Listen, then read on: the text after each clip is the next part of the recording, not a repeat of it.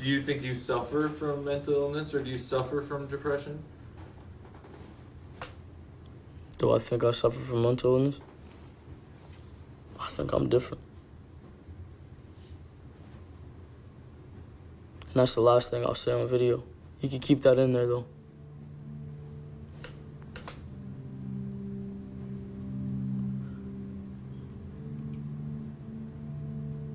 What do I want people to know about me? Can I twist that question? Sure. This is what I want people to know.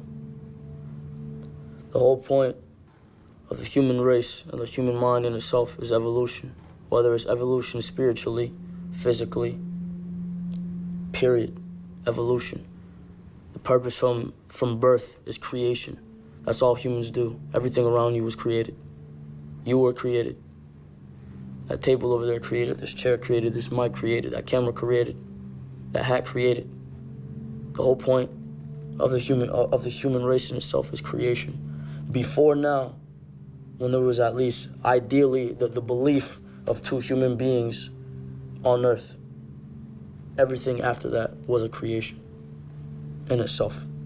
The whole point is evolution and creation. If you're not evolving, you're doing something wrong. So anything that takes away the power of your mind is keeping you still and delaying your evolution. The whole point of life is evolution.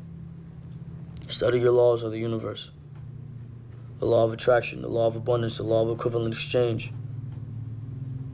Study your laws, the laws of cause and effect, the karmic cycle.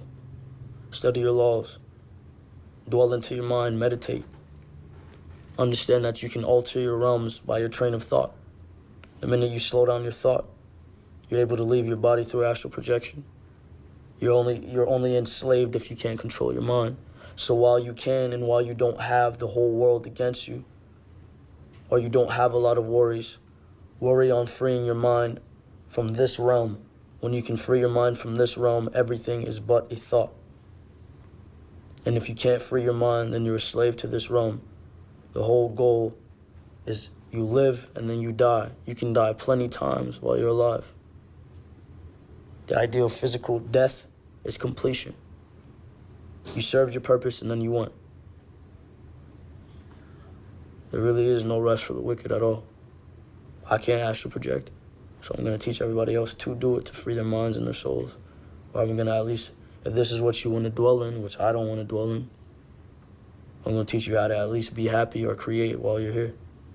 But for those of you that seek out power, follow me.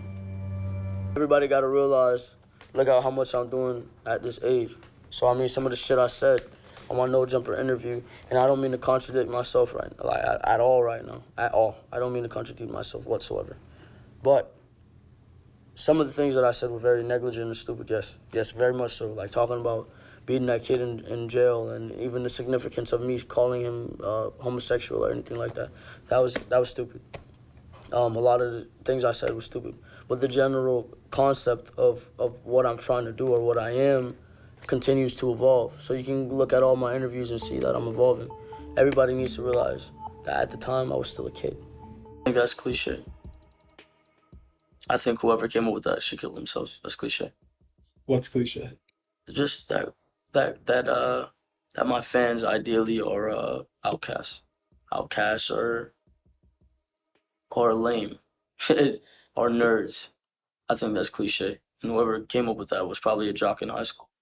As far as permanently judging me, a fucking year from now, all of these people will be worshiping me.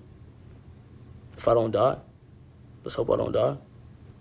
But from a year from now, mark my words.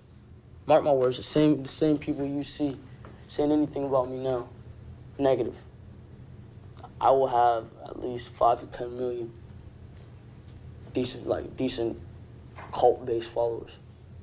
And the majority of anybody that says anything negative about me, you won't even hear it. I'll retire.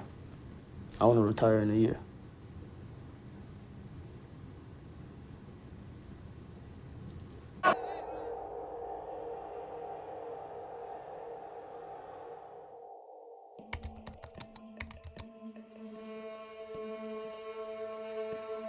Someone that cares about you takes initiative, always. You don't have to tell them anything. They know what you like. They know what you want. They know what you expect. They're going to take initiative. Man or female. Point blank period. If someone cares about you, they're going to go out their way for you.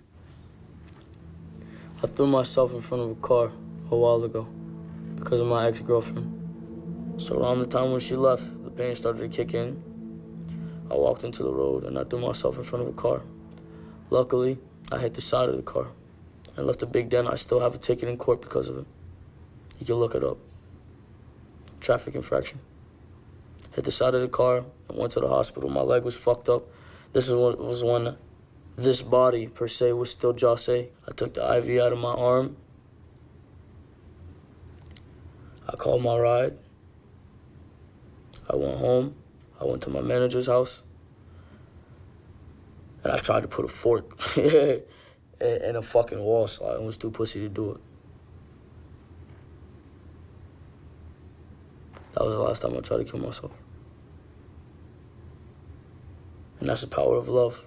Love is poison, love is pain. And if you love someone and you fully devote yourself to them and you don't lie to them and you do everything in your power to be there for them fully, and they know that, and you don't play mind games with them, it's no longer fun. They like fun. They don't like anything simple. So they like someone that's going to be an asshole. They like someone that doesn't have time for them and won't give them attention. They like everything that makes their minds race, that activates that dopamine in the brain. If they're not getting dopamine, they don't want you. They don't want anything simple. Do you feel like people are being unnecessarily hard on you, or do you think people are just bringing too much judgment? You know. I'm gonna answer this with sign language, all right? Do I think people are being too hard on me?